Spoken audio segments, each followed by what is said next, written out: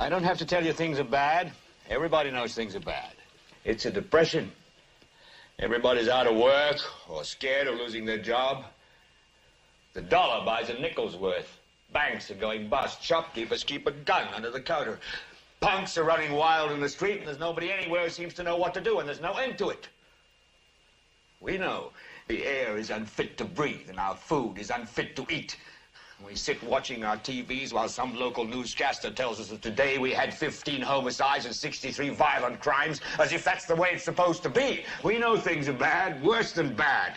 They're crazy. It's like everything everywhere is going crazy, so we don't go out anymore. We sit in the house, and slowly the world we're living in is getting smaller, and all we say is, please, at least leave us alone in our living rooms. Let me have my toaster and my TV and my steel-belted radios, and I won't say anything. Just leave us alone. Well, I'm not going to leave you alone.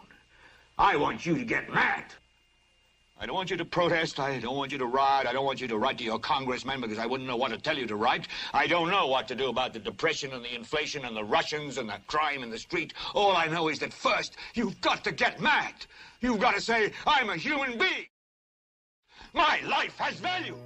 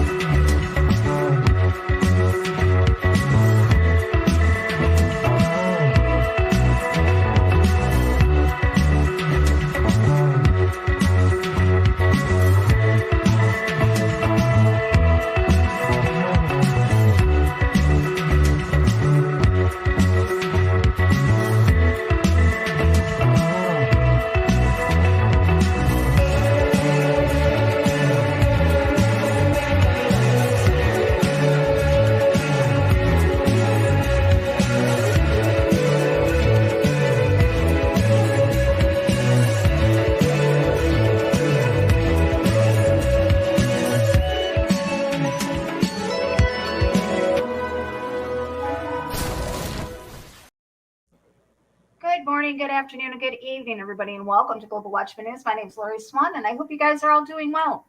If you are in the live chat, we do ask to keep it family friendly. There will be moderators in there to make sure that we stay within the terms of service put forth to us by the platforms we're utilizing tonight. If you're new to the channel, welcome. Take a minute, hit that subscribe button, hit that bell, so when we go live.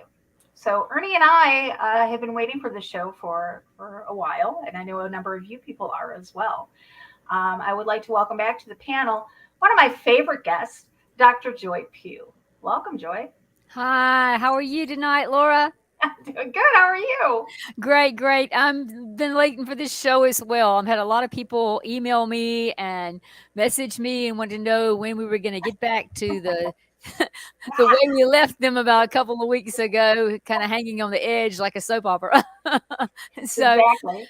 It's been a wild and crazy number of weeks, but wow, time flies, and I'm so glad to be back on the show to really continue our great discussion that I think is very, very important for people to have understanding of the research that you and I have been doing a very, very long time that is really playing out right before our eyes right now. It's pretty amazing. Yeah, number of years. I can't even decades. Literally decades. Right, a long time. As much as I don't we're telling our age. A decade. For those of you that don't know, so Joy has been a regular guest on our show. She's been on a number of times, and every time we go over, William, and because William is, in our opinion, in our research and in doing our due diligence, both biblically and through research, have come to the conclusion that he is the prime candidate to be the Antichrist in the book of Revelation. And so we talk about this, and we talk about, his birth, we talk about Diana, we talk about Charles, and we always just get up to talking about Kate Middleton when our time is usually cut short. So that's what we're going to pick up today. And we're going to talk to you guys about the importance, because not only is William important in these end times, but Catherine is as well. So I'm going to turn it over to Dr. Joy. Well, I wanted to lay a little bit of groundwork. I was looking back and I thought about sometimes we need to know how important these two people really are and where they're about to become in our scheme of things as far as end of days. And I wanted to really go back and explain something because I think their wedding is most important. And I kind of left everything hanging the last time about the wedding and the no wedding ring that William did not put on his finger. But I want to really go back just a little bit more before we get into that again tonight. Westminster Abbey was a place that they had their wedding, and just some background on Westminster Abbey. It was actually architecturally designed by King Henry III, and it's geometrically and harmonically identical to the 7 famous Gothic cathedrals that were built by the Knights Templar there in Europe that actually were built over pagan oracle sites. And that's really significant because those Gothic cathedrals all match the planets and the sun and moon for which they were named in oracles. I'm talking about going way, way, way back. And so those particular Gothic cathedrals matched the heavens on actually July the 29th, 2018. And I thought that it would be really important to get an idea of what we were talking about as far as where this all took place and why it was important for it to be where it was actually carried out. Sometimes we don't realize how important those things are, but when you do the research like we're doing, it's most important to get the total understanding as to everything that happens, because nothing, and I will say this again, nothing is a coincidence. Not one thing that happens is coincidental. Everything has a major build up behind it, or they've thought many times on how they're going to do this. So remember that the Gothic cathedrals were designed for July the 28th, 2019, and that's when the planets and everything matched. And that was a date that historically those people that are serpent lineage had said that they would start the apocalypse. That was when they were going to start initiating it. So I find it interesting that Westminster Abbey was built very similar to the architectural designs of those Gothic cathedrals. But most important is all these cathedrals are pagan because they are huge instruments that are really designed to affect the human pineal gland. So that talks about serpent illumination and things of that nature in the lower spiritual realm of here on earth. And the fact that Westminster Abbey is also placed over a dragon node ley line. And that's really important because they're crossing of ley lines that bring up telluric energy inside of them, just like the Gothic cathedrals and megalithic buildings that are really strategically placed all over our world. And they were to bring up this dragon power and produce oracle visions and things of that nature. So what they were actually doing was conjuring up the spiritual world. And we know that's not the will of God, because we know in Scripture talks about the oracle in which the witch Endor sat on. And when when King Saul came to have the witch Endor conjure up Samuel, he really did appear, and he did talk through her and that kind of thing. So these oracle sites are something to pay attention to. And the fact that this entire abbey, it's actually on these oracle sites that are original sites, and then the Knights Templar came back and they built the cathedrals on top of these old oracle sites. So the fact that Westminster Abbey is also architecturally designed for the purpose, and it's very similar to the Gothic cathedrals, I think that's really important to look at. The other thing is there is an esoterically designed something that's inside of the abbey, and it's called the Cosmati pavement. And that was revealed just before William and Kate were going to get married. And so what they said, they had not really showed it to any of the commoners, meaning you and I, after about 150 years, it had been, I will believe it was deceptively hidden under a rug. But what it is this pavement has this sacred harmonic geometry that is set in the tiles, which indicates exact placement for a shaman. And the shaman is like a person who conjures up things from the evil spiritual realms to receive like illumination from the oracle spirit. And again, they go back and you can study. If you're looking at scripture, you can look at the witch of Endor and see that that's a spirit that was able to be drawn up from these oracle sites. The Cosmati contains a 4-sided square containing actually 29 circles and stones or tiles that are from around the world. So the fact that, like Queen Elizabeth, which all the royals before her, literally they sat on a thing called the Stone of Destiny, which was the pillar of what they have said was Jacob's pillar, where he was able to see the angels going up and down into a spiritual realm.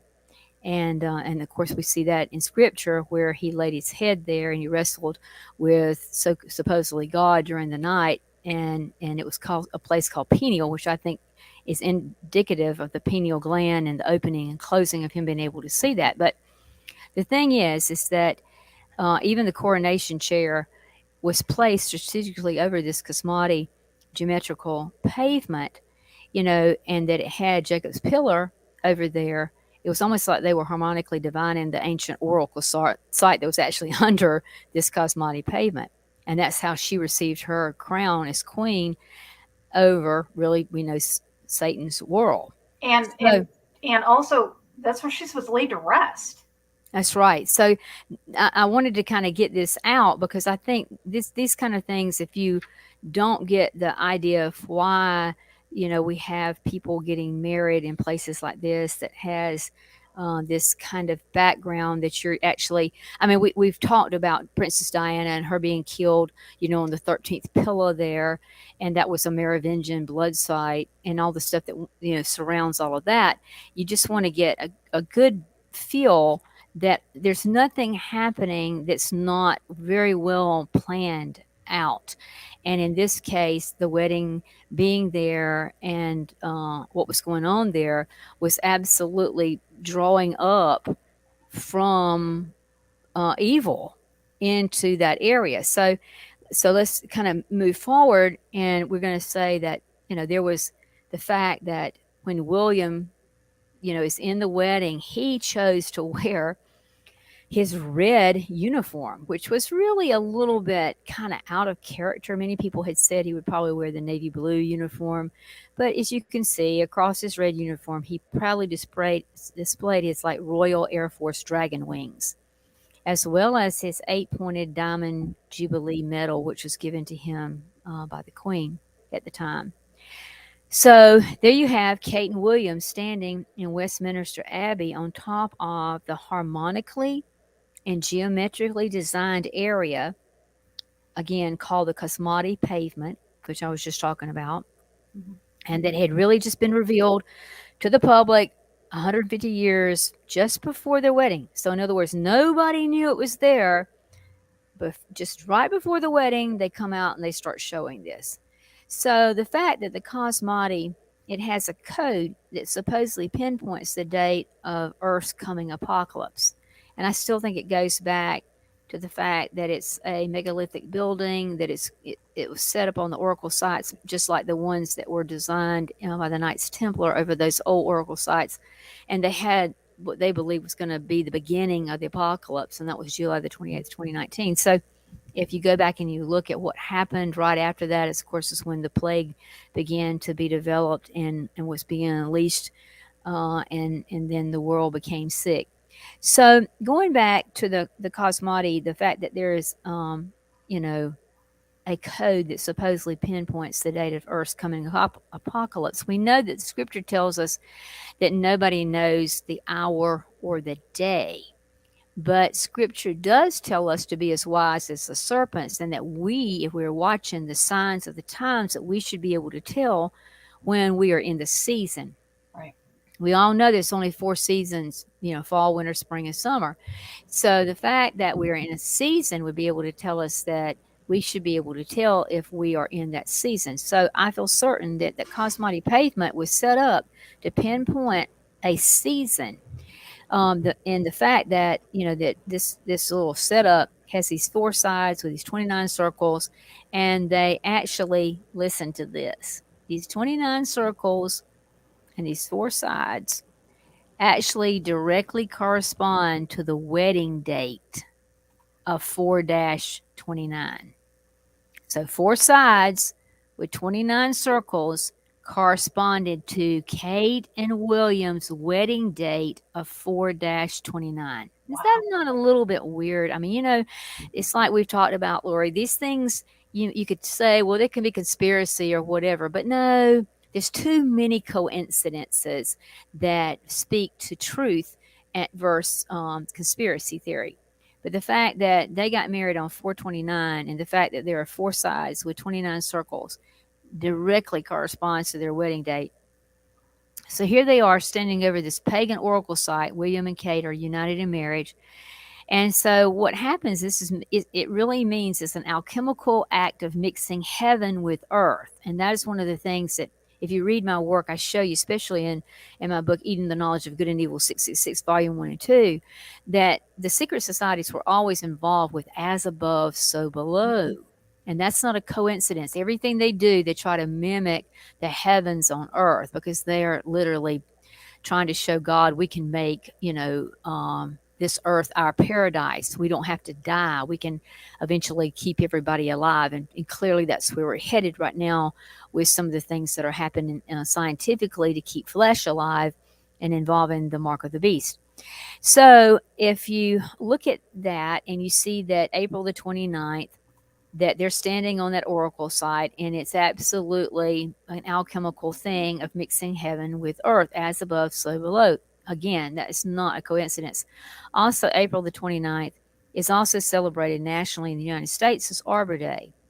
And the fact that in Britain it happens in November, the month is the same month that William actually proposed to Kate. So it was also the 66th wedding anniversary. This is crazy, on April the 29th. And a lot of people go, oh my gosh.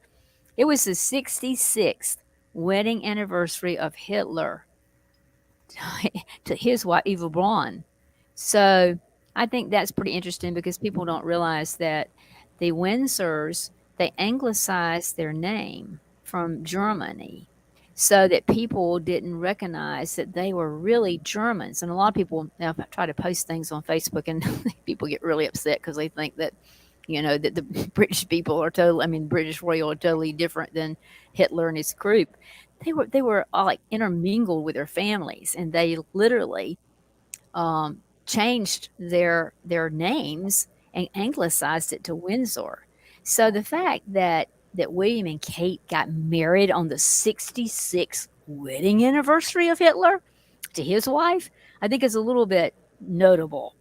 Also, Kate and William's wedding week was notable because it followed Good Friday, and we know what that means, April the 22nd, and Easter Sunday, which was April the 24th. And then, 5 days later, they're getting married. So then the Sunday after their wedding was the fertility pagan celebration of May Day. And of course, that's, oh my gosh, you get into the pagan fertility stuff, and that's like, oh my gosh, it's just like mixing Christian and pagan dates together, which is, again, the mixing of good and evil kinds of things. So that's what I wanted to pick up now, is where I kind of left everybody hanging. Before you continue, I found this picture up on the screen. I don't know if people can see it, but I'm gonna. That's the Cosmati pavement where I'm gonna show. Look at underneath where they're kneeling. Look at that floor.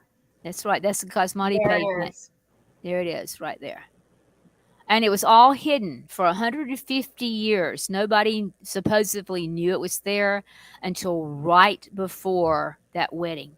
And you know as well as I do that is just not the case. I mean, yeah, they had it hid from the world, but it was being saved for that wedding, with them kneeling on it, uniting themselves together, as above, so below, and the alchemical wedding between Kate and William, and that's where I want to pick up because I wanted to get the understanding that this is just not some stupid conspiracy theory that I have not researched to the hilt. It's all connecting together. It all has these great little pieces of the puzzle that once you start getting it together, you start seeing how it's all connected. So when we left the show the last time, I was trying to explain to everyone that Kate was compared to Saint Catherine of Siena. And she was a nun who lived from 1347 to 1380 AD. Okay, the story concerns a girl named Catherine who has a twin sister that dies at birth, and Catherine grows up and claims to go through a mystical wedding ceremony with Jesus as her groom. Notice the fact that she's named Catherine. The fact Kate Middleton was portrayed in a school play as a young girl consulting a palm reader who tells her when she grows up she's going to marry a prince.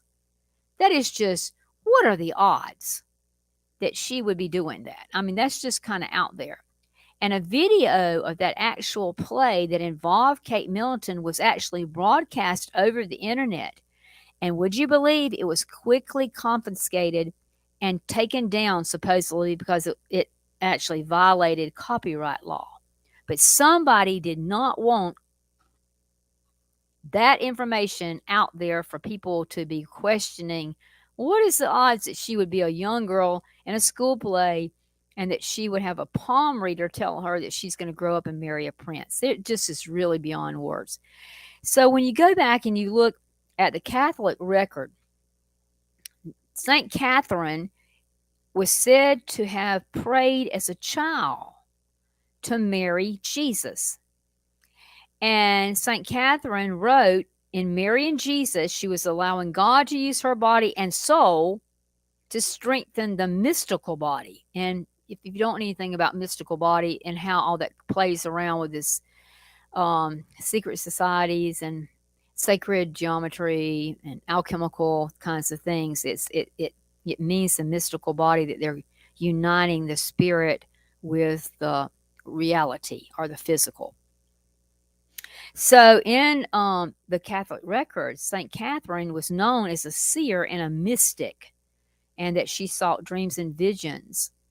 And she would go so far as to become sleep deprived. And if you understand about sleep, depriving of your sleep, it can cause you to do some kinds of weird hallucination kinds of things. Oh, yeah. Some people believe that it's kind of like a fasting because she involved her diet as well, but that she was trying to reach into the spiritual world. And of course, my work that I do with the pineal gland says that you can literally step into that spiritual level in between the physical and the spiritual by doing strange little things, including chanting. So if you go back and you look, there's a lot of artists who have actually painted this St. Catherine as an adult receiving a wedding ring from Christ, but she never places a ring on Jesus's finger.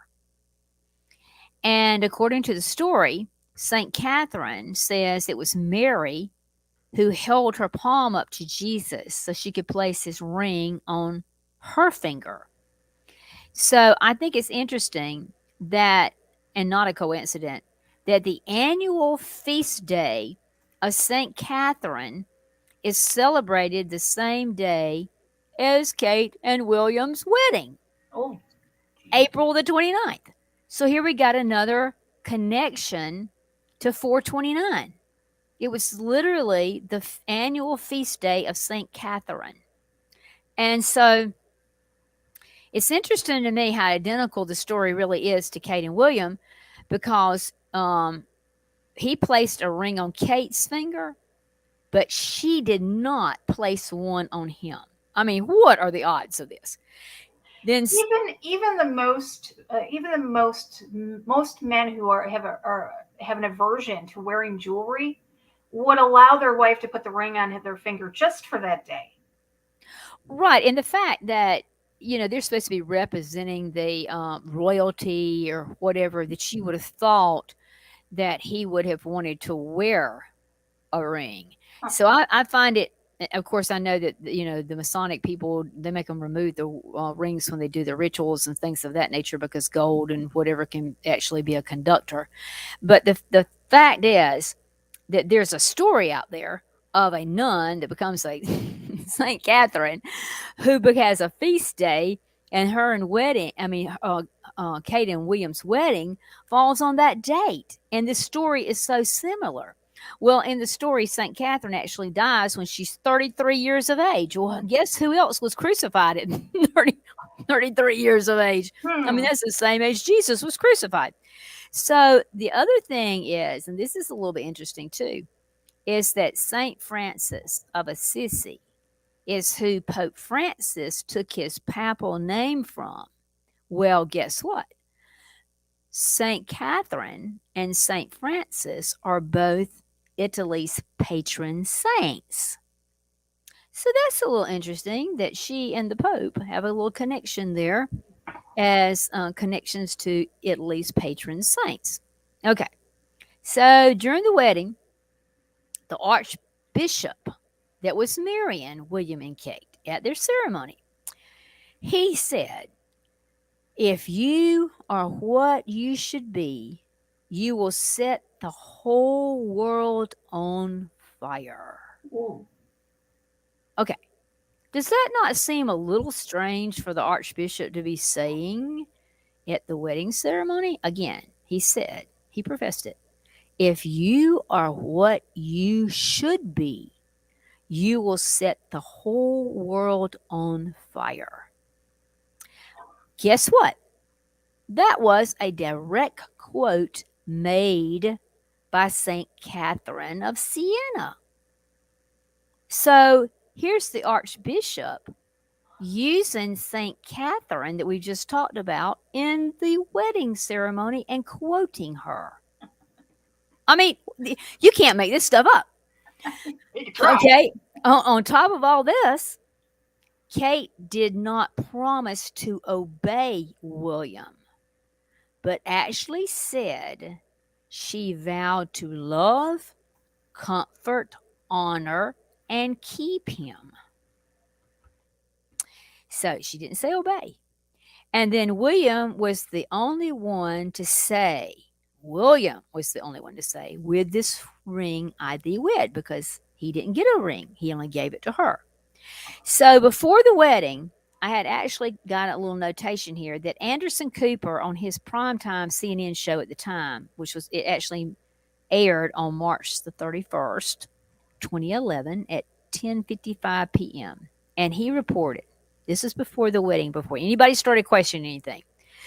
It said on the news, Prince William will wear no wedding band. So they made sure on March the 31st, just a little bit before the wedding, that CNN announced it on prime time that Prince William will wear no wedding band. So there was a real reason behind this that the world would not be questioning. But I think it seemed very shocking information that needed to be heard around the world before the actual wedding. And so why was it that the public needed to know in advance that he was not going to be wearing that wedding band? You can see right here in this picture, guys, his left hand, there is no wedding band. No wedding band. So to me, it seems strange that William wears other jewelry, like a watch and bracelets. And so my question was, you could say, well, some people don't like to wear jewelry. And, I have been around men, especially if they use their hands a lot or they're very involved in athletics, they did not want to wear like a watch or a bracelet or rings because they could get them hung inside of something, or people that work with their hands and they're using saws and stuff and you don't want a ring to get hung up in it. But clearly William was not doing that, and he didn't have a problem because he actually wore a watch and bracelets. So my question was, why is he so hung up with wearing a wedding band? The primetime show there with Anderson Cooper did not explain why William had chosen not to do that. It was just announcing it to the public. at large around the world, he's not going to be getting a wedding band. Well, if you know the story between St. Catherine of Siena and her supposedly mystical marriage to Jesus, and he gives her a wedding ring, but he doesn't receive one from her, it just is very, very strange. That I believe it was theoretically playing that, that William was theoretically playing the role of Jesus and mystically marrying St. Catherine. And here we were doing it on the Cosmati pavement, which is an as above, so below mystical thing.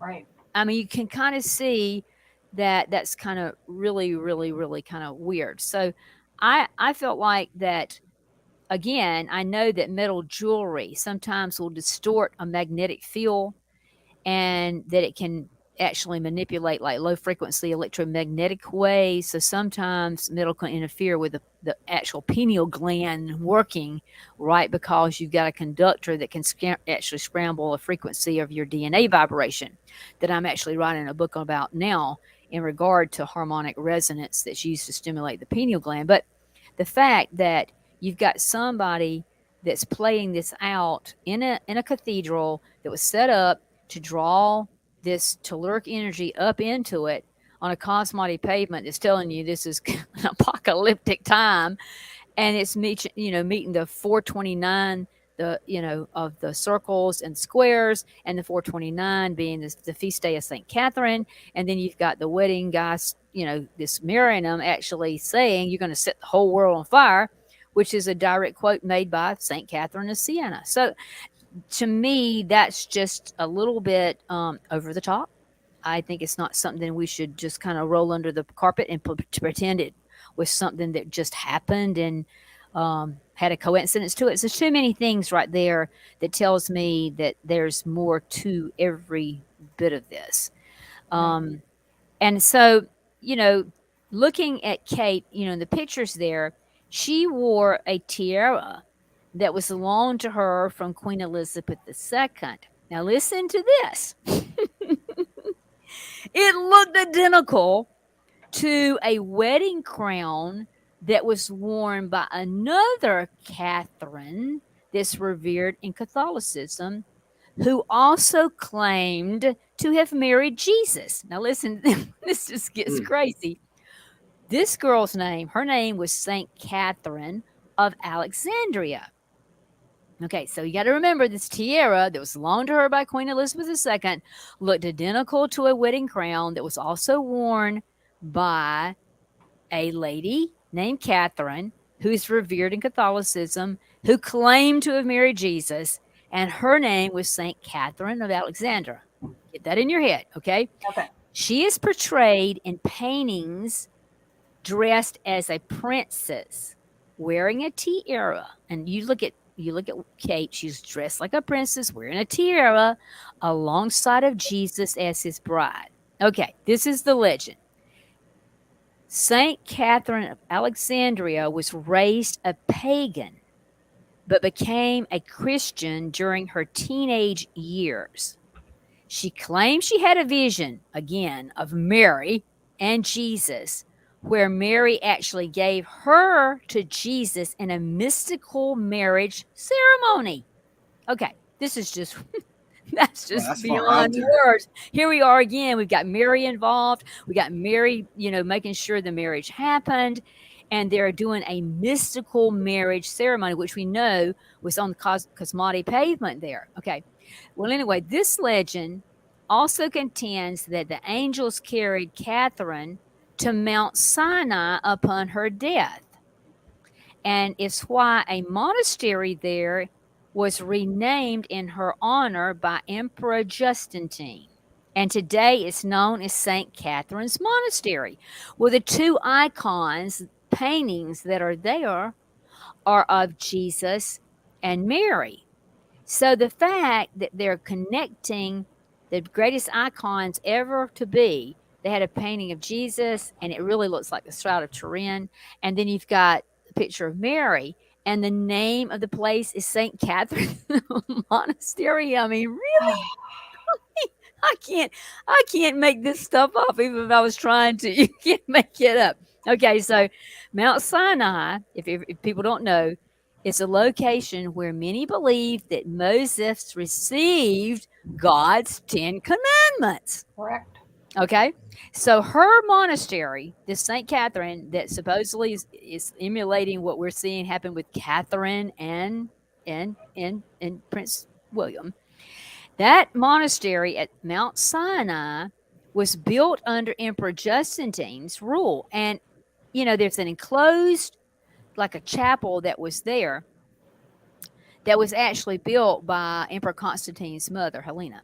Okay, so the deal was the chapel was constructed years before to mark where Moses witnessed God's burning bush. So here we got fire and a burning bush that we know about, that it's actually in scripture. So St. Catherine's Monastery houses the oldest known iconic paintings of Jesus, and it's called the Christ Pantocrator. Jesus became known as Pantocrator after the Hebrew Bible was translated into the Greek Septuagint. So the fact that you've got St. Catherine's Monastery right there, it also, in the monastery, happens to house a historical Muslim document which contains information about the Prophet Muhammad. I mean, just weird stuff.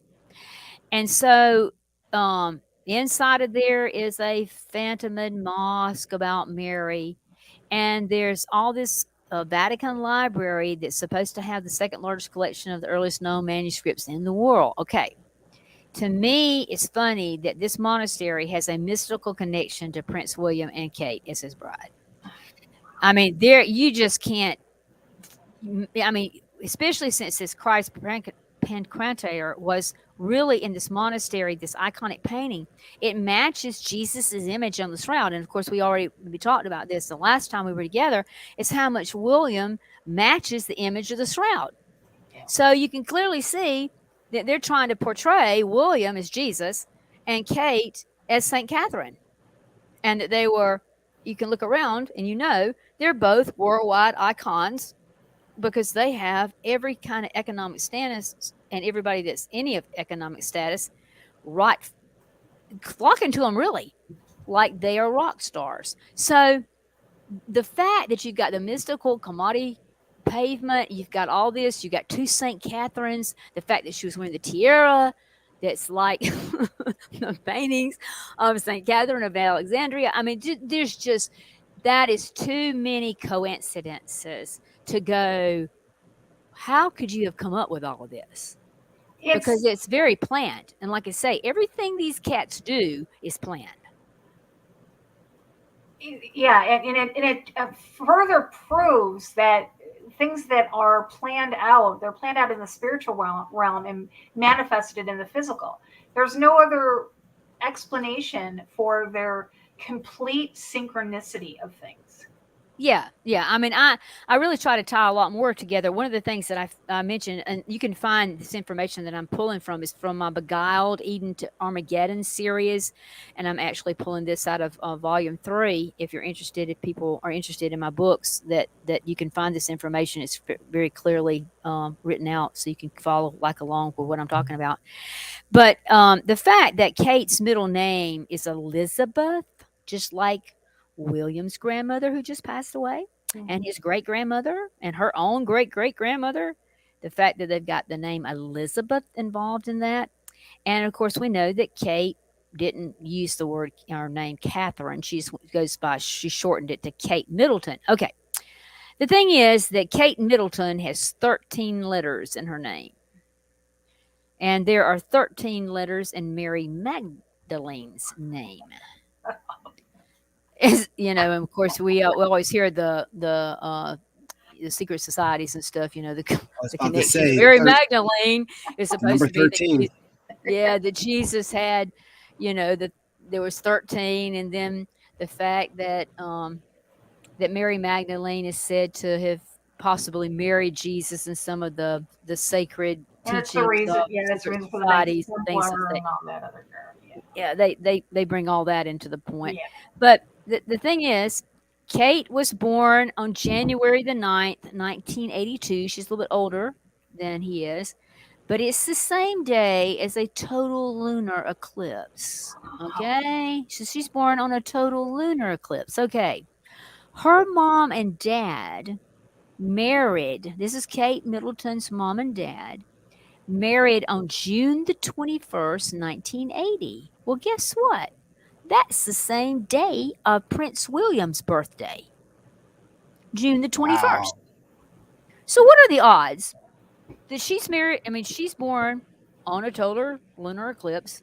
Her mom and dad actually marry on June the 21st, which is also the same day as Prince William's birthday. It's Now, also the what is it? The summer. and that's the solar. It was actually William was born on June 21st, 1982, on a solar eclipse. Right. Now here we got Kate being born the same day as a total moon eclipse, lunar eclipse. And then William is born on June the 21st on a solar eclipse. So they're She's the about yin and 6 the months yang. older than. Do what now? Are they the yin and the yang? I mean, look at it. It's the moon and the sun. And we all know from the teachings of paganism, the moon and the sun. I mean, this is really, I mean, you can't make this stuff up. Lunar eclipse, solar eclipse. She's about 6 months, older than he is. So that's pretty interesting too. So if you add up William's birthday, 11/21/1982, I add all the numbers together, they equal 11. So William's birth connection to the sun, the solar eclipse, and Kate's birth connection to the moon, a lunar eclipse, is like the giants Gog and Magog, who are all over London's Celtic legends, who represent, guess what? The sun and moon. What are the odds of that? Astronomical. Too much. That's no coincidences there. No. I mean, it's unreal. No. So now you got Saint Francis of Assisi, who we know is Pope Francis I. He connected his name, listen to this, and called the sun his brother and the moon his sister in his Canticle of the Sun, his writing.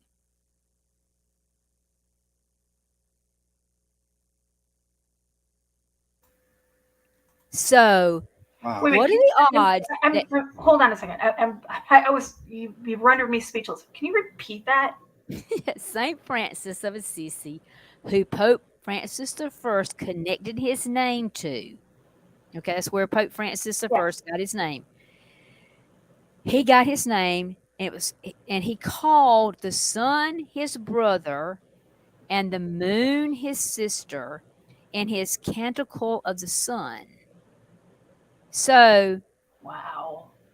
I mean, what are the odds of the sun and the moon? Okay. So if we're looking at this whole picture of William, fitting the Antichrist, and now Kate almost being his number one in charge, you might say, you're now seeing the ties that you have now to the false prophet, the Vatican.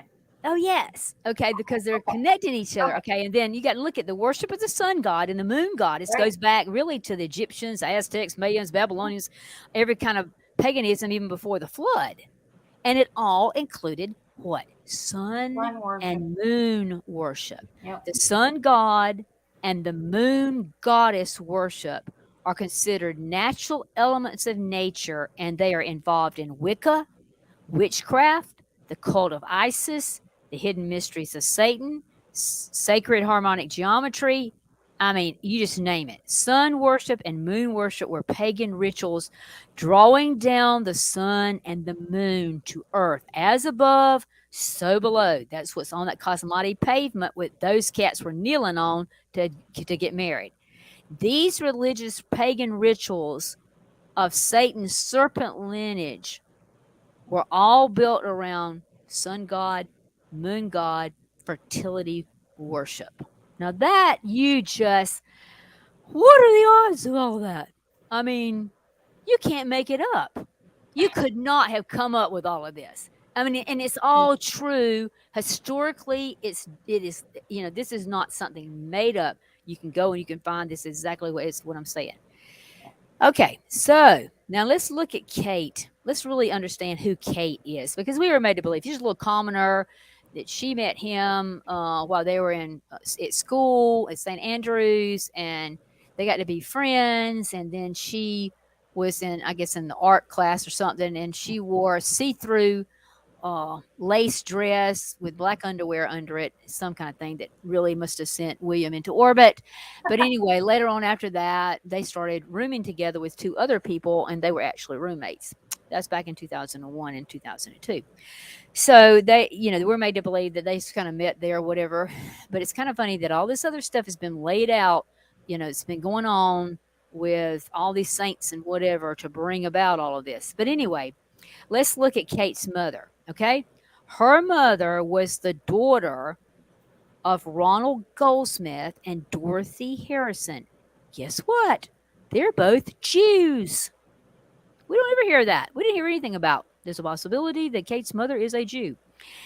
Harrison's parents were Robert Harrison and Elizabeth Temple. Guess what? They were also Jews. On top of this, Kate and her family actually once lived in Jordan in the Middle East. Okay, this information was not revealed until after her wedding for some strange reason, I think. So it appears that Kate's family has genealogical ties, really, actually proven that Kate is definitely not just a commoner, and that has been kind of pushed, by the royal family, like they did with Diana, that they're just kind of, any girl can come along and marry a prince. Hold your breath. They have to meet certain qualifications to be able to have royalty, serpent lineage, whatever. So that's really, really, really important. So then let's look at the wedding. At the wedding, Kate wore a perfume on her wedding day called White Gardenia. And the company that makes that is aluminum, like illumination. Okay. So it really makes you think, well, definitely she's a child of Illuminati, because she would never have been allowed to marry the coming king and Messiah of the illuminated Khazarian Jews. You got to really look at it. This was was not a coincidence. Another thing is Diana's, famous blue sapphire that William actually gave to Kate is a gemstone with astrological ties to Saturn. Okay. Saturn is an occult doctrine, and that involves evil and Satan. And the fact that, William did not want to wear the wedding ring. And, most Christians really, if you're, he's going to be over the Christian church one day there in England. Really a wedding ring is a token of your sanctity of marriage. Yeah.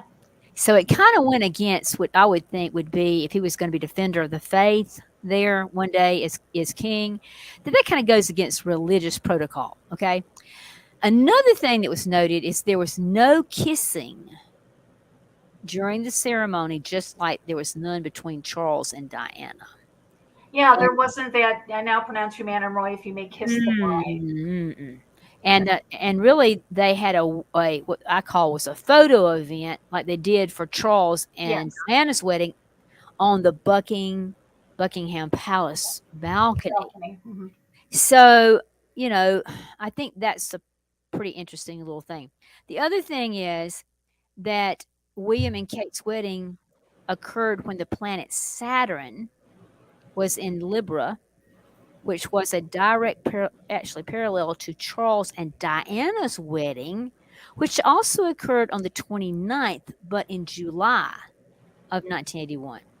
So there were 30 years and one Saturn turn between these two marriages. Oh, wow. So the only difference was William's wedding had Saturn and retrograde. And people say, astrologers, that this means return to the past. What is the odds of that? That astrology says that would mean a return to the past. Well, I mean, in order to understand the future, you do have to go back in time. And then the fact that he gave Catherine his mother's ring, sapphire blue ring, and that gemstone astrologically ties it to Saturn. I mean, and then all of this stuff is set up for the wedding.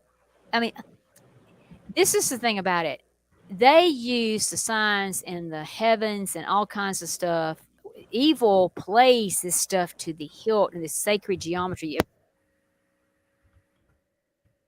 Find out about it, because that is what secret societies and these secret organizations do, is they incorporate. In other words, if they're going to lay, let's say, a foundation for a temple, if a Masonic temple is being built, they will lay it at weird times, like 10:19 a.m. on a Tuesday. Yeah. And they have to do it at that time, because that means that they got Venus in retrograde over the area, over the site. I mean, it's like everything's planned out. And that's why if it rains or something, they don't just say, well, we'll come back in 2 hours. They have to recalculate when those planets and stars are in retrograde and whatever over that site. As above, so below.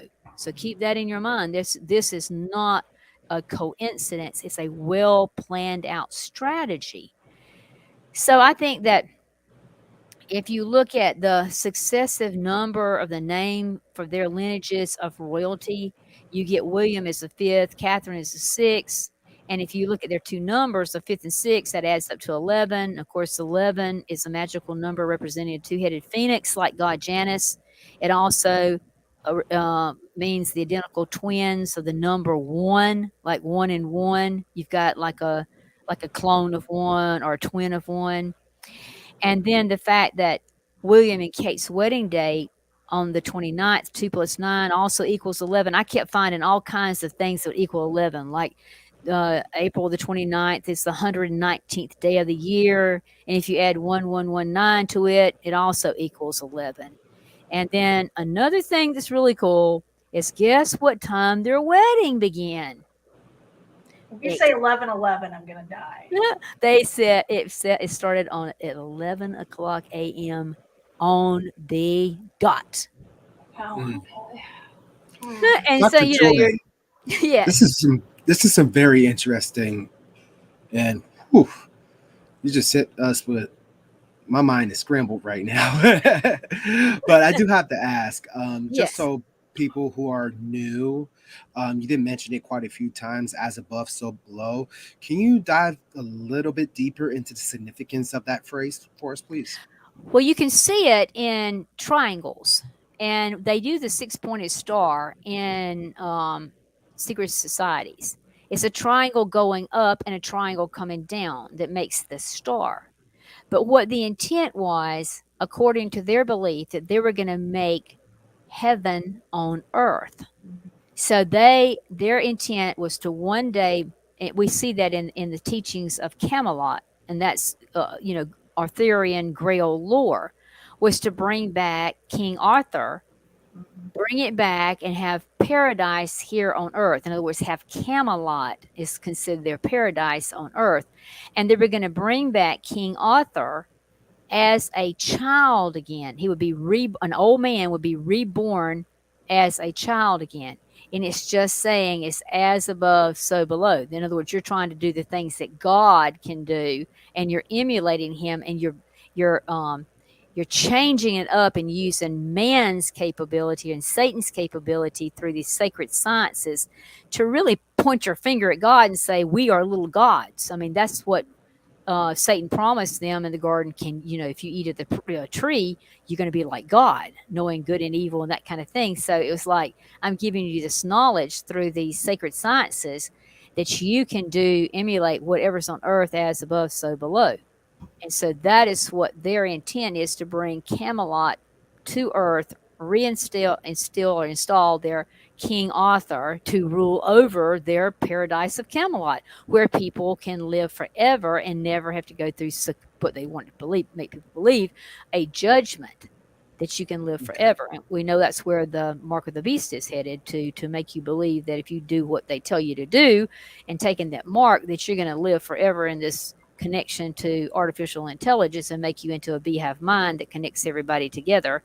And then they're able to heal you because they have found how the the genetics set up in our DNA where the death gene is at. You can make flesh live forever. That's not a problem. And they are headed so far in that direction to make us where we think by taking the mark that we can live forever in all of this. It kind of comes from that same as above, so below. They've been working on this a very long time. In fact, in my book, Eating the Knowledge of Good and Evil 666, Volume 1 and 2, I talk about the Rosicrucians. And the Rosicrucians actually kept people alive. And you can actually see some of the things of like mummifying and keeping the flesh alive in petri dishes and things like that they were working on a long, long time ago. And you've got, those Russian leaders that were put under glass that people can still walk by, and they're like preserved under glass there. But it's the way you do what you do. But in feeding flesh, you can do it in a petri dish, and you just keep giving it certain proteins, and that flesh will keep living. That's why the first tumor, that was cancerous tumor that was ever taken out of a woman, there's pieces of it still alive today that they had the first tumor like that, but you just feed it. And the same thing is that we can feed these certain proteins to different cells and stuff, and then we can specialize what cell turns out, an ear, a nose, a heart, those kinds of things. So it's all about the sacred geometry, and understanding that sacred geometry, as above, so below, is that we are getting as smart as God. So we're going to show him we can do our thing. We don't really need him as God the Father. So, when Jesus walks up and says he's Messiah and I'm back here to help, and he can do all these kind of things, I mean, it's all being set up to play up to the point that we trust the man Jesus without God the Father and without the Holy Spirit, because he's going to deny all those. He will be the person that's considered the Messiah. So this all adds up to as above, so below. And it's also a perversion of the Lord's Prayer. So exactly. So exactly. We gotta keep that in mind as well, guys. Okay, so let's go back to the wedding. At the royal wedding event, the people were encouraged to join the global party.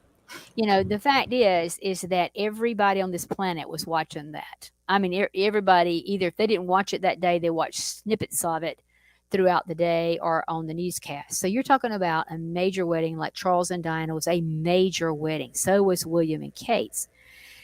Well, at the ceremony, there was 7 trumpeters that played. And this was, if you look at the trumpets that happen in the book of Revelation, considering the day of the Lord coming, there's 7 trumpeters, there's 7 trumpets. So the fact that they chose 7 trumpeters with percussion and woodwinds to do the fanfare, from the central band, they're actually from the Royal Air Force. It tells you that there was no, I mean, what's the odds that we got 7 trumpets mentioned in the book of Revelation, and they got 7 trumpeters doing that? I mean, I just think that's just really kind of wild in a way. And then the fact that after the wedding, this is really, really weird. 11 days now. Here we go with the number 11 again.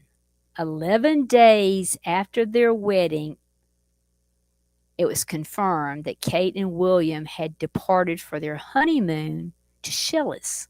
It's an African state and island that they had visited together back in 2007. Now listen to this.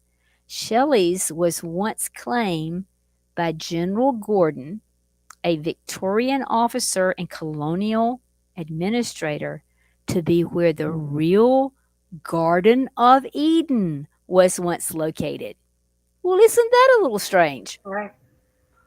I mean, they're saying that they believe that that's where the real Garden of Eden was once located, and that's where Kate and William depart after 11 days. Okay? During 1997, that island was turned into a Noah's Ark project. And we always know, what does it tell in Scripture? The end of days will be like the days of Noah. And that was done by these wealthy investors. So they said to be able to stay on that island, it would take a person's professional degree to make maybe a year's salary to even pay to stay there. The other thing is Shellis means seashells. And that's interesting because in my book, Even the Knowledge of Good and Evil, I talked about why William has red seashells on his coat of arms. He doesn't have anything from his father, Charles, on his coat of arms. Instead, he's got the red seashells on his coat of arms from his mother's crest. He doesn't have anything from Prince Charles, but then that makes a lot more sense because Prince Charles is not his father. Not his father. So then you have to look at, you know, I looked up like what the Republic of Shelley's was, and it means finis corpus opus, which is in Latin meaning the end crowns the work. And I'm like, that's an old proverb. And so, according to William Shakespeare, in 1602, in one of the works that he did, the end crowns all, and that old common arbitrator, time, will one day end it.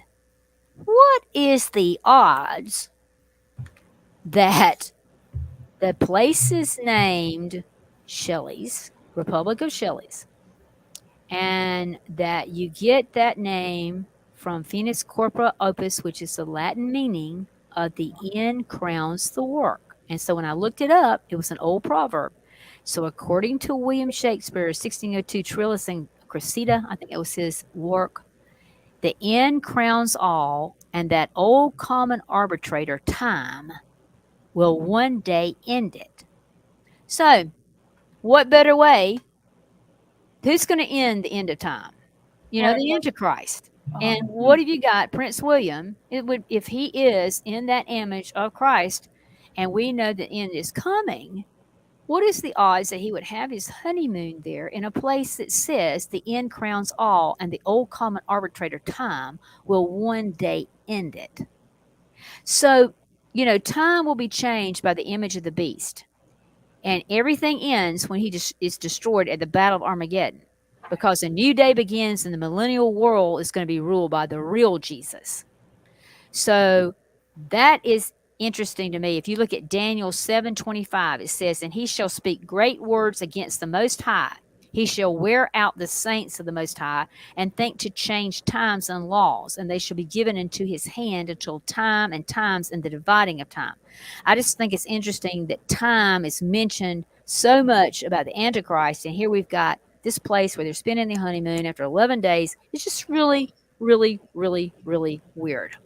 So when you look at the fact, another thing happened. William and Kate's first Canadian and American tour as a married couple began June the 30th to July the 10th, 2011. Okay, we got to remember 2011 has an 11 in it.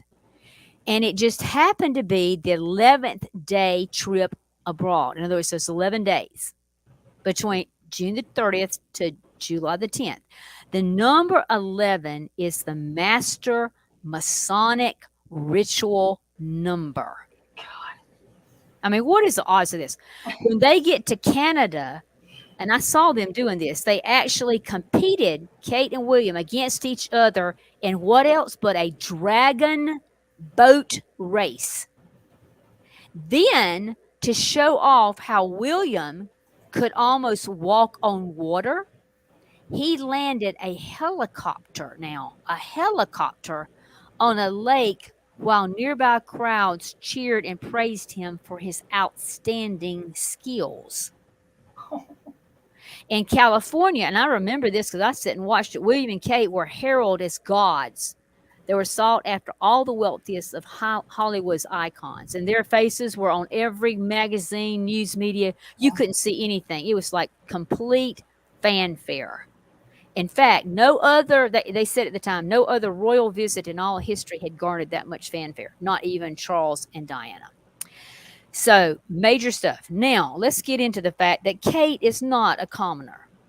Again, she was born on January the 9th, 1982, making her exactly 6 months older than William. Here's the 6. You know, we know 6 is kind of the sign of a number of man, but it's also, you find 6 in the numerology of the Antichrist number 666. Listen to this, it's really scary. Her astrological sign is Capricorn, which, according to astrology, is a goat. Guess what? Oh my goodness. Ruled Yes. by Saturn. Remember, we Right. talked about Saturn again. Here we go. You're talking about Goda Mendez. You're talking about Baphomet. You're talking about all of Yes. that. All that, and you got Saturn, Satan. I mean, we're going back to the Saturn connection. Okay. So Kate Middleton, Middleton and Saturn. Okay. Clearly shows that she is a blue blood. Okay. Her great grandmother, Olive Lupton, was 16 generations in descent from Edward III and Queen Philippia, making Kate a descendant of the Merovingian Illuminati bloodline. She and William are also kin to Sir Thomas Lytton, as he is William's 12th generation great grandparent and Kate's 11th, making them 12th cousins once removed. So they're royals to begin with. Yes, and see, this is when if you do the research. I'm saying when people started saying, "Oh, Joy, you don't know what you're talking about," and I'm like, "Do you realize the amount of research I have done on this? I have covered every base that I can cover to try to figure out what is going on here, because these things are not coincidence. This is well planned." Well planned. On top of all this, Kate's mother is a goldsmith, just like William's mother, Diana, was rumored to have been James Goldsmith's daughter. And if you look at Diana and the Goldsmith's children, they all look alike. Oh boy. So Kate and William have a lot in common, because their Khazar lineage actually makes them closer than a brother. In other words, they're kin to each other. They're very kin to each other. So she is not a commoner, as the royals have wanted people to believe. Can I ask you a question, Joy? Yes. Okay, so we know that Diana was born and bred to go into the role that she did with Charles, marry Charles, bring forth the heirs. Mm-hmm. Was Catherine placed in William's path as well? There's no doubt in my mind about that. So I'm saying they try to say that they met and whatever. I mean, Yeah. What are the odds of this? You have to figure that if you study the serpent lineage, they only marry of their kind to produce their royal thoroughbred Right. after people. They can bring in what they call rogues and have children out of wedlock and do whatever, but those children they're never a part of the routine of serpenthood and ruling anything. So the fact that here we're talking about King William being over the world, they were not going to let him marry somebody that was not. I mean, they were not going to chance him meeting somebody on his own in college. No. And letting it run its natural course. Exactly right. And in the same way with Diana, and how she was done, and how she was bred, and how she was put up, and how she was carried away from the public so she could prepare herself as a 19-year-old virgin to fulfill the Wicca and all the stuff that was supposed to be that the Antichrist would be born from a 19-year-old virgin, that kind of stuff. I mean, you just can't make this stuff up. I mean, you just cannot make this stuff up. So you got to look at the fact that Diana's pedigree mixing with Charles's pedigree. Yeah. There were the only two pedigrees on earth that could theoretically bring up William to lay claim on paper. But of course, he can lay claim because he's a cloned image. But to lay claim under the pedigree and under the proof of being a title there in Israel as prophet, priest, and king of the world. It had to be Diana's pedigree and Charles's pedigree to make that happen. Nobody else could have had that pedigree. That is why Charles could not marry Camilla, the love of his life, and have any children to do anything that needed to be done, because they did not have the pedigrees to bring about what has to happen as far as the Antichrist and the ruler, like they've got to have it. So I sent you a website the other day. Did you have a chance to look at it? Have you ever seen that one? Let me pull it up again. I'm trying to think what she sent me, because I have so many people send me stuff from all over the world. Miracle Gideon Dynasty. Yes. Have you ever seen this? Yes, and the thing about it is all the connections like that, it's just absolutely scary because it all lines up to these dragon, what I call the pentadragons and the dragon kings that I go back and trace all the way back to after the flood. Right. So, they come out of the lineage of Ham, and we know that Canaan was cursed by Noah because of what Ham did. I mean, it really all lines up to show Right. you the connection between all this holy Roman, what they call bloodlines and Illuminati bloodlines, and they're all connected to these serpents that are in all the positions of the world. They're all related to each other. Everybody's kin. And just like clearly we can see when I did the research on this, that Kate and William are 12th cousins once removed. That Exactly. means they're not just nobodies. They're not like you and I commoners. For those that you're looking on the screen, it's kind of small to read. It says the term Mirgovinian, which is what Diana is, or is said to be derived from the Mirgovi, who was king of the Franks from 447 to 458 AD. Despite recent claims that the Mirgovinian Franks were sired by Jesus Christ and Mary Magdalene and are therefore divine, the legend of King Mirgovi conceals the true origins of the Mirgovinian race in its remote antiquity. According to the legend, it explained in the bloodline of the Holy Grail, Mirgovi had two fathers, King Claudian and a strange Beast beast of the of the sea. sea. It's always a beast. I'm like, oh my gosh. It's like every time you turn around, it's like, oh, give me this. This gives me this. I'm like, oh my gosh, it's just amazing how this stuff all works together and how it's connected to each other. It's just beyond anything that you could ever make up. You cannot make this stuff up. You just cannot do it. So, you know, I mean, I go on to talk about the wedding and even the crest because they came up with a coat of arms for Kate, and her mother's name, Goldsmith, is an upside down kind of V or chevron, which is gold. Her crest actually still had 8 points, like an 8-pointed star. We know what 8 points of the star is because that was used in ancient Babylon and Egypt for pagan rituals. It was considered the major star of secret societies throughout history. And then Kate and her siblings are actually noted as acorns of an oak tree. Now pay attention because that is like one is red, one is blue. But in mythological lore, an acorn represents the seed of immortality.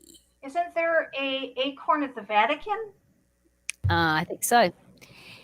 But if you look at the pagan histories, oak trees were actually loved by the Druids, and they used them for divination. Okay, and these knots that are on the growths found on oak trees are called serpent eggs. And those serpent eggs off of those oak trees, the Druids believed they possess magical charms. So that's where you get the divination rods and magical, wands. And we know that the oak tree supposedly has some kind of power that attracts lightning, and it also involves, it kind of has some ability to bring up Earth's telluric energy. So we were talking about oracle sites, but the fact that she's got the acorn and the oak tree, even King Arthur's famous round table was made from an oak tree. And your oak trees were worshipped by the gods of Olympus, and it was also referred to as the tree of life. I mean, this is just unreal. Wow. I mean, it's just unreal. Okay, this is another thing that happened. On December the 5th, 2012, Kate was hospitalized for a rare form of morning sickness. And then we were told that she was pregnant. But nobody had said anything, and they said, well, she's about 8 weeks. Okay, so radio hosts in Australia decided to pull a prank to find out her status. They spoke to Jacinthia Saldanaha, a nurse working at the hospital switchboard, who thought they were the Queen calling, and she allowed the call to go directly to the ward and divulge confidential information on Kate's status. 2 days later, that nurse was found dead in the Charterhouse apartment annex of King Edward VII's hospital. I remember that. Wow. Yes, yes, yes. See, it wasn't supposed to be that anybody knew, but we had to get told that she was pregnant because somebody found out, and then that nurse was found dead. They ruled it as unexplained and then quickly changed it to suicide. Now, my question was, why was she living away from her family? You know, in other words, did the royal family make sure she never divulged any additional information that she might have found out and gave away? Right. But it was actually totally internal policies, right? You know, concerning patients was totally forbidden for employees to ever patch phone calls through to the ward. So it makes you really wonder what was really going on with Kate's illness in the first place, because she, you know, Kate left the hospital immediately, like several hours before the nurse was found dead. So did they get her out of there before they killed that nurse? But it's like they knew too much about the royal serpents. And, you know, if you know too much about them, you always end up dying under strange circumstances. And it's always made to look like an accident or suicide, just like Diana's death was made to look like an accident. In other words, the mark of a royal serpent attack. Anytime a royal serpent attack, it ends in death. And then they laugh at us, you know, in the cameras and say that, you know, there was nothing wrong. They weren't upset about, you know, the lady giving away that information. And it made it look like they had nothing to do with it. But the thing about it is, and I don't know if you can find this picture, it was strange that the hospital uniforms worn by some of the nurses included a red belt with a huge silver buckle of the Masonic compass and square on one side and a 5-pointed Eastern star on the other side that connects them to that secret society. I can find that real quick. So those royals had serpents looking after them in that hospital that were connected under that. And you can clearly see, you see those buckles? Clearly those buckles are there. And those are Masonic buckles. There's the nurse at the side of the queen. Here we have because they made sure that, you know, she went there and said they weren't upset, but look what they're wearing. Yeah. Clearly what they're wearing. So that Masonic compass and square on one side and the 5-pointed Eastern star on the other side and pentagram connects directly to the evil that's going on there. So, you know, they went down there to say, oh, we were not upset and had nothing to do with what happened. We're not mad. And then trying to make it look like they had nothing to do with the death of that nurse. That is just really strange to me. I mean, or just protest too much. Yes, yes. I mean, it's more than you could ever look about and get a full grasp on if you were just making it up. I mean, it all ties together. There's not like a, you know, it's not like a fake thing. So that's, you know, those are some of the things that I found. You can't explain these things off because they're so connected to one another. It's not like it's like a fake thing. I just, and also to me, seeing this past, you know, couple of weeks, you know, we've seen a side of the family that we've never seen before. I mean, This is something. This is what the death of the queen is something that is just once in a lifetime. I mean, thing. And so we've had an inside glimpse of William and Kate, and you know, of the children and everything. And it's just interesting that the press has been pushing so much about how Kate is in relation to Princess Diana. She's now the Princess of Wales. You know, she's now taken, you know, Diana's title. She's wearing all of Diana's jewelry.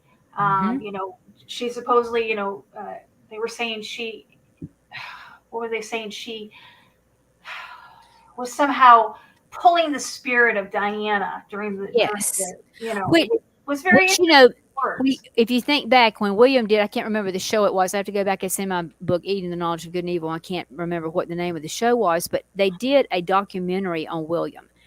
And what he did is that he had a picture of Mary on one hand, and he had his other hand on his mother, like he was saying these two are the same. I will never forget seeing that. And I'm like, so it was like Princess Diana was being portrayed as Mary.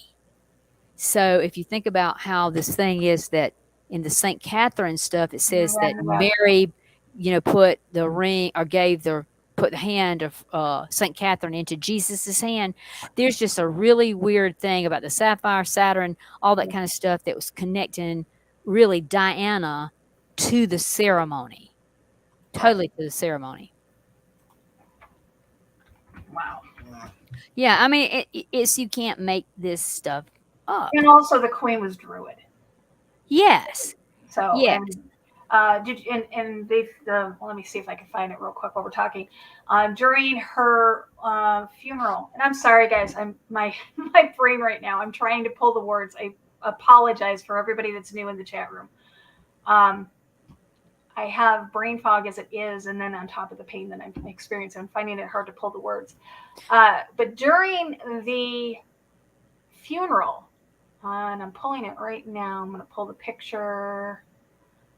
We saw that she was laid out on the checkerboard floor in, what was it? Westminster Abbey.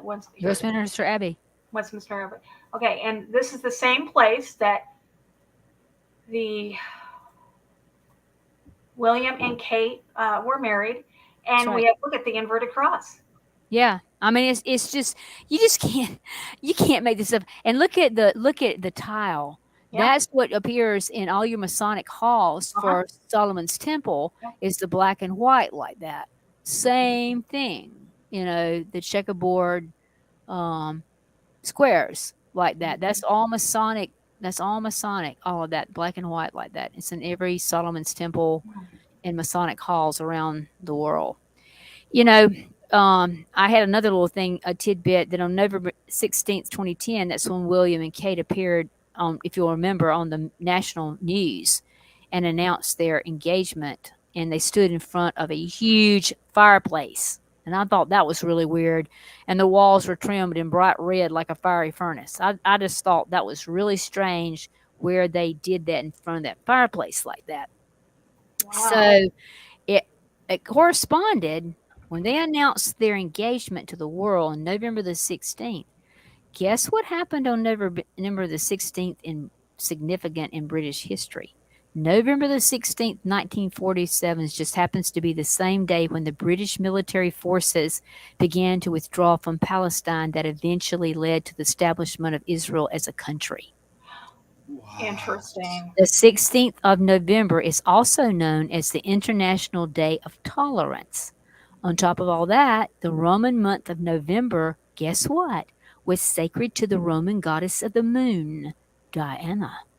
And Diana was the moon goddess because she has the moon on her Althorpe out there where she's supposedly buried on the island. So she was, that they have a moon up there on her stuff as the moon goddess. But what are the odds? They would get engaged in November. It's the same day when the British militaries pulled out from Palestine that led to the establishment of Israel. And it's also the Roman month of November was sacred to the Roman goddess of the moon. And her name was Diana. So the royal couple became actually engaged while they were in Kenya. Now listen to this. This was during October 2010, but they didn't announce it to the world until November the 16th. But they got engaged while they were vacationing in Kenya on October in 2010. They were at a private resort that was owned by a friend, supposedly of William. And after they got there, William took Kate, listen to this, by a helicopter to a lake next to Mount Kenya, which according to Kenyan legend is called the Mountain of God. The Kinku people that lived in the area believed God lived on Mount Kenya when he came down from the sky, and the mountain served as his throne on earth. what are the odds that he takes her on their engagement to the mountain of God, where the Kenyan people believe that God comes down from the sky and the mountain serves as his throne on earth? Wow. So this Gikuku, father of this ancient tribe, is recorded as having met with God on Mount Kenya, just like Moses did on Mount Sinai. So those same beliefs are very familiar and very similar to the Mosaic traditions. So what is the odds of that happening like that? I mean, really? Like, you know, I find it interesting that Mount Kenya is more probably very beautiful, they say. But, if you're going to pop an engagement question, using a helicopter, flying her over to the mountain of God and letting him sit on the throne. I mean, what are the odds of that? What says I love you like that? You can see a godly thing maybe involved in that. I'm like, wow. I'm just like, wow. Okay. So this is another thing. William and Kate's wedding on April the 29th, 2011. Okay, you got April 29 is equals 11. You get 2011. It was filled with serpent ritual, and it was watched internationally by 2 billion people. Okay? They were, according to Fox News, on Monday, April the 11th, 2011. No, it's the 11th. They reported on Fox News that William invited all the heads, now listen to this, of the religions to his wedding. On April the 11th, 2011, William invited all the heads of the religions to his wedding. And then the commentator said, and this quote, William wants to be known as king of the people. So, here we got a commentator saying William wants to be known as king of the people. It's He invited interesting all because the heads of the religions to his wedding and said that. didn't his mother, in an interview, someone asked her, I don't remember, it might have been Jane Pauley, asked her, do you ever see yourself as queen? And she says, no, I want to be known as the queen of the people. Right. In fact, the commentator did not ever say that about it, like it was a fact that he would become king of the people. He didn't really say king of England, because he was talking about him inviting all the heads of religions to his wedding, and they were all there, all the heads. And so he was always known, and still is known, as Prince of the People, because his mother was called the People's Princess. The People's Princess, yes. And he's known as the Prince of the People. So I think it's pretty cool that those terminology is used. And if you see in the book of Daniel, it talks about the people, the prince, and that kind of stuff. And they always say Messiah, the prince, shall be 7 weeks and 62 weeks, and the street shall be built again. That's in Daniel. So you're talking about Messiah, the prince. It brings up that. But on top of that, this was pretty cool too. To accommodate William's desire for this multicultural wedding, the media reported that there was a turmeric paste that was smeared on Kate's hand as a Muslim ritual. Kate and William offered each other a morsel of food, which was a Hindu custom, and William smashed a glass with his foot, which is a Jewish wedding ritual. Hello, people. Let's pay attention. Abrahamic house. Oh my gosh. Rick in chat says Charles better sleep with one eye open. He's a red dragon. He's a red dragon. He's going to make it all happen. We know that he's going to bring about what's going to happen. But okay, so then now listen to this. This is pretty cool too. Okay. The King James Version was not read from the very abbey where it was commissioned, okay, to celebrate its 400th anniversary at the royal wedding. But I believe there was an esoteric reason for having a Bible without those verses, because the coming Antichrist is not going to share his godhood with anyone. So The New Age version that they recited from is the very chapter. It had 5 entire verses left out of it. The missing verses in Romans 12 were verse 4, 5, 6, 7, and 8. Now, why would you leave out? Why would you use a New Age version of the Bible when the King James Version was supposed to have been the 400th anniversary in the very abbey where it was commissioned? The King James Bible was commissioned in that Westminster Abbey.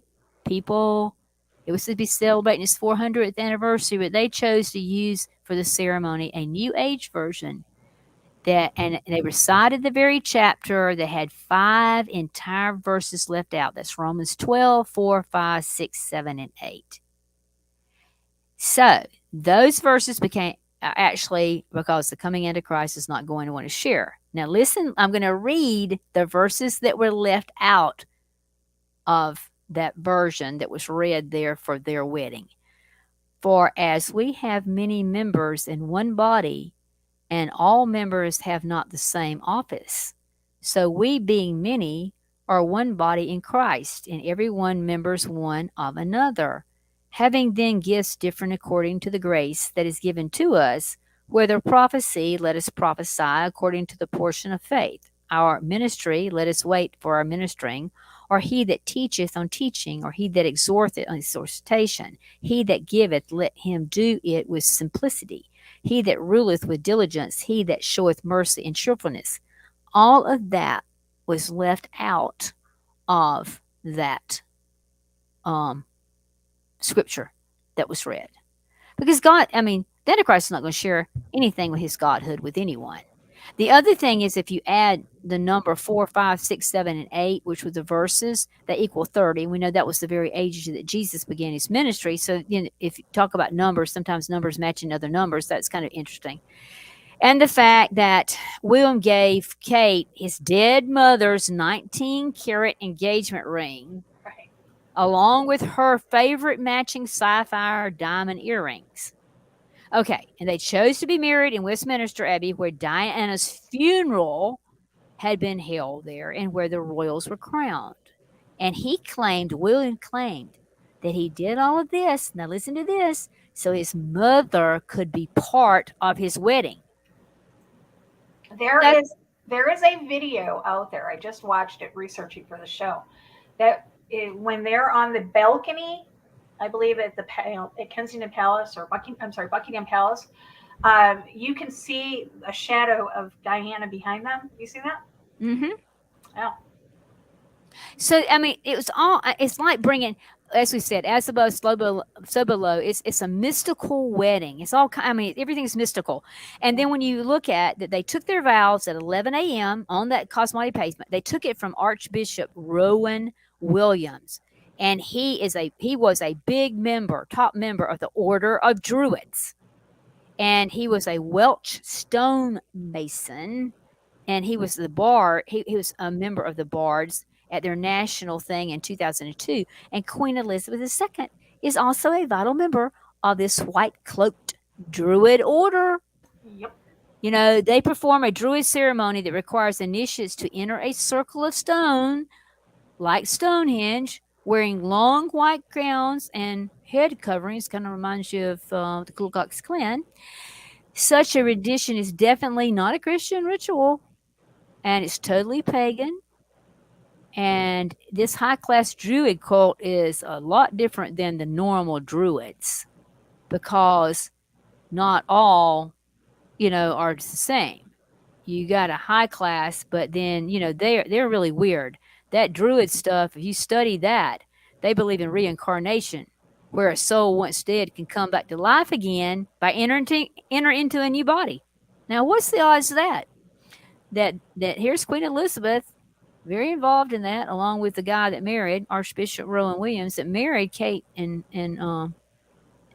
Prince William, that they're Druids that, listen to this, they believe in reincarnation, where a soul once dead can come back to life again by entering into a new body. Kind of sounds like maybe we got a clone with maybe a soul of Satan walking around in it. So I found it interesting when I did a little research on this Archbishop Rowan Williams. He openly mixed Christianity, Hinduism, Druidism together because he believed in this freedom of belief called Unitarianism. And he served as the Archbishop over the Church of England, and he was Queen Elizabeth II's right hand man. So, I mean, it was just really weird. And when you looked at the wedding decor in Westminster Abbey, it was filled with trees. I mean, they filled it with trees to mimic a grove in medieval times. There were 6 English maple, 2 hornbeams that graced the aisle before Kate reached the altar. The maple wood, according to the various history books that I looked at, was once used during medieval times to construct harps and grail type drinking cups, where we hear about the Holy Grail. Knights Templar Grail legend claimed this type of cup was designed to be like the original cup Jesus drank from at the Last Supper. Really? And they've got that in the wedding. According to Grail legend, this cup was used to catch and house Jesus' divine blood for the use by a later generation to establish Camelot paradise on earth. So it's a way to bring Arthurian romance back to the life during the present generation of Kate and William, because they had like a King Arthur's medieval wedding outside. That's why all the trees were in there. And then you got Kate carried sprigs of myrtle in her bouquet, which was not only a tradition of past royalty, but it was also a tree sacred to the goddess Venus. Myrtle trees are mentioned in Zechariah 1:8 with a red horse standing among them. Now, what's the odds of this? In the Bible, myrtle trees are mentioned in Zechariah 1:8 with a red horse standing among them. Amazingly, how it was that William dressed in bright red at his wedding, standing next to Kate, holding those precious myrtle sprigs in her bouquet. Because, like I mentioned earlier, the fact that he wore red was a shock, because the past custom was that they would be wearing dark blue Royal Air Force uniform. So no one knew that Queen Elizabeth had raised William to captain of household cavalry blues and royals right before his wedding, and it's why they say he was allowed to wear that scarlet attire. But you got to remember, scarlet is the color of the beast, known as the Antichrist in Revelation. Scarlet and gold. He'll be adorned with scarlet and gold, and here we have him riding on none other than what? A white horse. Exactly. And he's from German, Assyrian heritage. He's got the 8-pointed star that he wore on his shirt, that was, on the jacket. I mean, his right divine rule was the harp of Ireland symbol, gives him the divine right to rule with King David. And clearly, Queen Victoria kept the lineage of the royal family there on their castle walls. They're the only people that I know of that has access to saying that they can trace their lineage all the way back to King David, because in 70 AD, the temple was destroyed and burned, and supposedly all the stuff was burned except apparently that kept their lineage alive, showing that they have the right to rule and reign over Israel, over Jerusalem. It's just whatever. It's been said a number of years ago. I think it was like 7, 8, or 9 years ago that William already has a 7-year peace plan drawn up for Israel. He's just waiting to present it. Yeah, and the thing about it, that your Earthshot prize that he's doing for the 2030 stuff. I mean, we're looking at right now going into the 7th year of that, and here we've got him in the major role now that his dad has taken over as King Charles. I mean, here's the red dragon, here's the beast, and we've got the been 7 years. Do what? The Earthshot's been 7 years. It will go for 7 more years to go to 2030. Wow. It started, year before last, and that is all based on the United Nations sustainability goals. And he was saying in all his stuff is he's trying to save planet Earth. And he's got every known major technological group and economic high status company working with him and supporting him in these efforts to save the planet. And when he was in the wedding, I felt it was really interesting that he did not carry his sword, and his gold sword sling was empty. He did not have his sword on him. So I thought that was interesting because when it says in Revelation 6:24 that Antichrist comes to power, but he's symbolized by carrying a bow and a crown, but carries no weapons like arrows. So the beast conquers using peace and flattery and economic. What I think is going to use his economic pull in on everything to control everybody. Right. But the fact that he did not wear a sword is pretty interesting. Did he not wear it because it was like he was emulating what we see in scripture, that the Antichrist carries a bow with no arrows in his quiver? So he was wearing, why didn't he just take that off? Why did he wear that empty sword case? It was purposely that he wanted us to see that it was empty. That's right, that it was I mean, empty. if he wasn't going to wear it, there was no reason for the sheath. That's right. Other than a message. That's right. Like you and I, Lord, we've been doing this so long that we see red flags. Yeah. The ring, the sword, the empty sword sheath, all that kind of stuff. This how you learn to figure out what these serpent lineages are doing right under our nose. Yeah. I mean, all of this stuff, it's very, it just took a lot of research. I mean, this book that I did with Beguile series, I probably put 7 years of research into it. I mean, this is stuff that you can't just find anywhere. You've got to dig deep to get to this information. And there's so much of it. Joy, if we were to do the research that we did a number of years ago and started this, we possibly wouldn't come to the same conclusion, because the internet has been scrubbed of so many of the sites that I went to do. Oh, yes. I agree with you that there's a lot of things that, and I'm sure, they pay attention to my work. I mean, my work has been shut down before on YouTube. So I know that there's surveillance and the work that I talk about.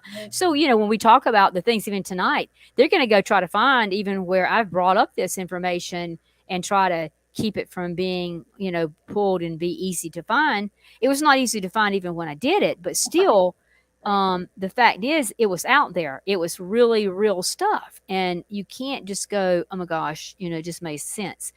I wanted to bring up a thing. I noted that television special was entitled The Royal Wedding. It aired on Good Friday on Fox Network, and that was on April the 22nd, 2011, just 7 days before William and Kate's wedding. And at 10:15 p.m., this documentary actually questioned, could William leapfrog his dad and become king? Was the question in the documentary. Then the network went directly to an advertisement about a new movie that was out called The King's Speech. Okay, my thought is when I always do things like the Olympics, they will follow any kind of symbolism with an ad. I mean, it can be a car commercial, but it is telling you a lot of stuff if you pay attention. I take so many notes. Well, it's interesting that it went to an advertisement about a new movie entitled The King's Speech. And my question was, this ad placement a mere coincidence or well planned? And I said, the movie is about King George VI, who became king when his brother abdicated the throne. That's Elizabeth's father. That's right. His brother actually did this because he married a divorced woman. She did not meet royal qualifications due to her divorcement and was not allowed to ever become a queen.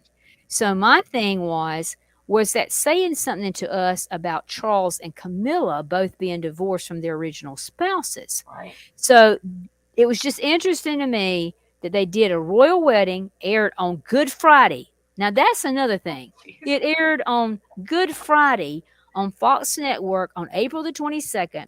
That was just days before, 7 days before. And that's another thing, 7 days. Here we got another 7. It's before the 29th, before William's wedding to Kate. and it was at 10:15 at night, which you add 10 and 15 together, you get a 7. This documentary actually questioned, could William leapfrog his dad and become king? Then they immediately went to this advertisement called The King's Speech. Yeah, And that was about him abdicating. So it just makes you just kind of go, were they trying to tell us something back in 2011 about what might be going to happen in the days to come? Yeah. With Charles? I mean, only time will tell to see, but it's always like weird things. I'll go back and I'll use another one. The life of Prince William and his birth in 1982, when the final movie came out, was called The Omen. If you remember, The Omen. I was just talking to Lori about that earlier, that I want to Okay. rewatch those movies. Yeah, because in 1982, The Omen, the final conflict, was released about the Antichrist. It was the grand finale of the movies called The Omen. And it gave hints about about a beast appearing in our generation. And there was a lot of similarities in those films, really, to the life of Prince William, and especially his birth in 1982 when the final movie came out. And then I also mentioned that there was an esoterically, I believe, connection to William in the release of The Lion King, because it was released, Disney released The Lion King on the very week of William's 12th birthday. The character Simba in the movie actually sings, "Oh, I just can't wait to be king." 12 was very important in the life of Jesus. Scripture tells us about his temple visits, his awareness of who he was, actually teaching older men in the temple, and the knowledge that God, not Joseph, was his real father. In comparison, Princess Diana actually said, Will, this was in an interview, was like a little old man, wise beyond his years. And that was the other thing is in Mel Gibson's movie, Satan, if you remember, was carrying a little old man like a baby through the crowds secretly, like she was a hermaphrodite looking thing. But the fact was, it's like an old man had become a child again. Again, that's Grail legend. King Arthur would live again. It would be an old man that would live in a new baby's body. I'm like, you just, the way that they put these things together, you just can't, I mean, it's too much. It's too many things, Lori. It's too many things for us not to be paying attention. One or two things we could say coincidence, but I mean, guys, we've been at this for an hour and 47 minutes, and if we had a nickel for every time we said, what are the chances of that? Because it's just one right after another. It comes to the point where you have to come to the conclusion that everything was planned out in this entire orchestra, right? From Diana marrying Charles to the birth of William to his marriage to Kate. We only have about 15 minutes left. I want you to ask you, what happens now? In my opinion, and this is just me, I feel Charles is just a play center. I do not believe that they're going to spend millions of dollars coronating him. Well, the thing about it is the Stone of Destiny, is moved. It's no longer there in Westminster Abbey, and it was taken to Scotland, and it was told at that time that there would never be another king coronated on that stone when it was first moved. So I think it's pretty interesting that they moved the stone. Why did they move the stone when they know there should be more kings that have to be coronated on that, the pillar of Jacob? I mean, I'm just like, there is something weird about every bit of this, and it's too